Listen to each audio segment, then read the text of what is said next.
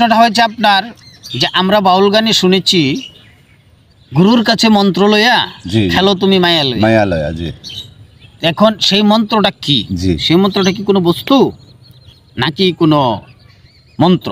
জি। যদি মন্ত্র থাকে তাহলে সেই মন্ত্রটা কি, কি আর যদি কোনো বস্তু থাকে সে বস্তুটা আসলে কি? সেই বস্তুটা কি? তো অত্যন্ত ধন্যবাদ আপনাকে। মহান আল্লাহ তাআলার কৃপায় আমি আপনাকে দুইটাই উত্তর দেব, বস্তুটা উত্তর দিব, মন্ত্রটা উত্তর দেব। জি জি এখন আসুন, সর্বপ্রথম গুরুর কাছে যে মন্ত্রটা আপনি নেবেন সেই মন্ত্রটা লইয়া আপনি মায়া লয়ে খেলবেন। সেই মায়াটা কি? আসলে কি নারী মায়া নাকি অন্য কোনো অন্য মায়া? কোনো বস্তু? তো এখানে যদি নারী নিয়ে আপনি খেলা করতে চান, কবি জালাল বলেছেন যে তুমি 300 মাইয়া নিয়ে নীলা খেলা করো, এক ফোঁটা তোমার নষ্ট যদি না হয় তাহলে কিন্তু তোমার পাপের আর শেষ নাই, তাহলে জি। তুমি দুজকি।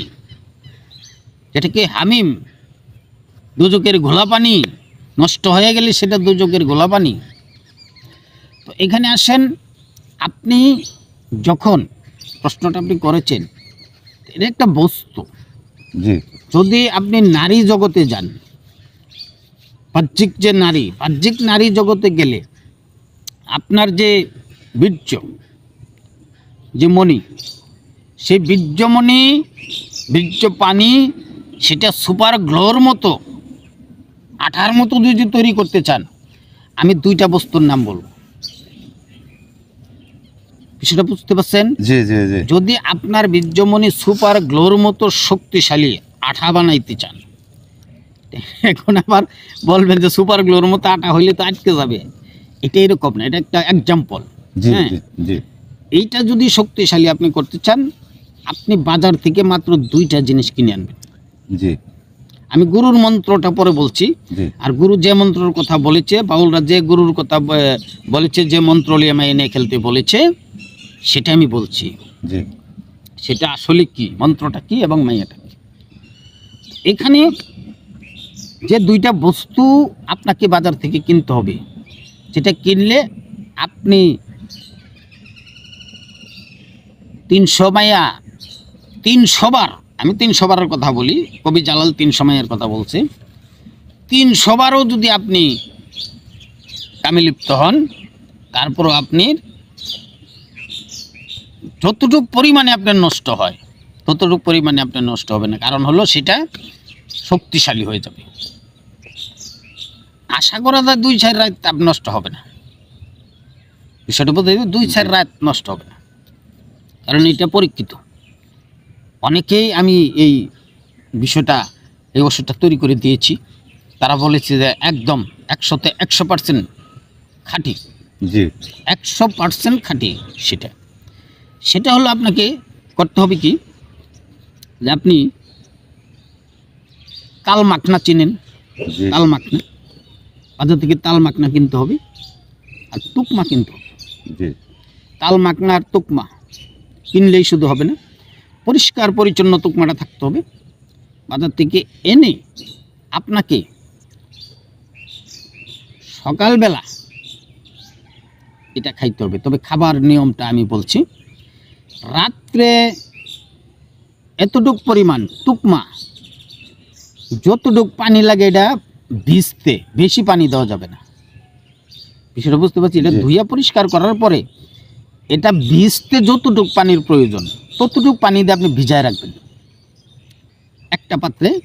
আর তাল মাখনাটা ভিজতে যতটুক পানি লাগে, ঠিক আছে, জি ততটুক পানি দিয়ে আপনি ভিজিয়ে রাখবেন। দুইটা পাত্রে দুইটা জিনিস ভিজিয়ে রাখবেন।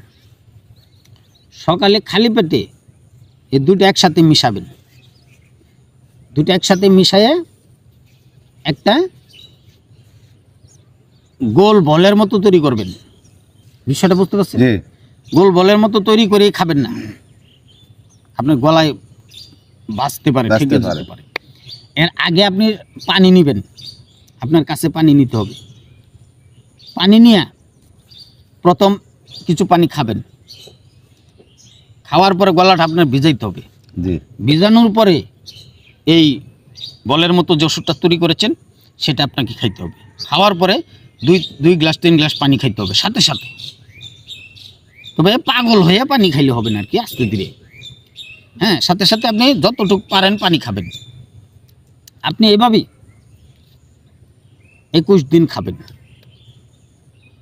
21 দিন খাওয়ার পর আপনি প্রথম দিন থেকে এটা কাজ করবে।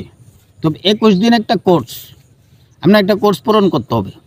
21 দিন এটা খাইতে হবে। আপনার সারা জিন্দেগিতে আপনি স্ট্রং থাকবেন। আপনার এই কামের ব্যাপারে আপনি আর কোথাও শব্দটা ভুল, কোনো দিন আপনি আর এই কামে আপনার স্ত্রীর কাছে হারবেন না, ঠেকবেন না। এগুলো প্রথম ধাপ, যেটা হলো বাহ্যিক জগতের যে মায়ালয়ে খেলার যে বিষয়টা। জি এখন আসেন মারফতে, গুরুর কাছে মন্ত্র লইয়া খেলগা মাইয়া লইয়া। এইখানে দেখেন মাইয়া একটা ব্যাপার, এখানে কয়েকটা কথা আছে। একটা ব্যাপার হইছে আপনি যখন আশেক তখনই আপনি মেয়ে, জি আর যে মাসেক সে পুরুষ। আপনি যখন ভক্ত তাহলে আপনি মেয়ে। জি জি আপনি মেয়ে হইয়া কিন্তু তার কাছে যায় বায়াত হয়েছেন, তো জি। পুরুষের কাছে গেছেন, জীবন যৌবন তার কাছে অর্পণ করে দিচ্ছেন। এখন মাইয়া লয়ে খেলেন, গুরু যে মন্ত্র দিবে এই মন্ত্র নিয়ে আপনার গুরু ভাইদের সাথে খেলেন, এই একটা বিষয়। আর একটা বিষয় হলো, দেখেন আপনারা সনাতন ধর্মের কৃষ্ণের নাম শুনছেন, জি জি প্রত্যেকেই জানেন, প্রত্যেকেই শুনছেন।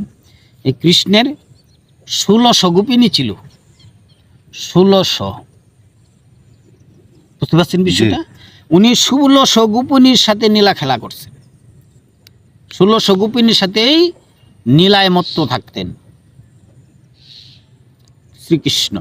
জি 1600 গোপিনীর সাথে নীলায় মত্ত থাকতেন। অষ্টসখী, তার 8 জন সখী ছিল।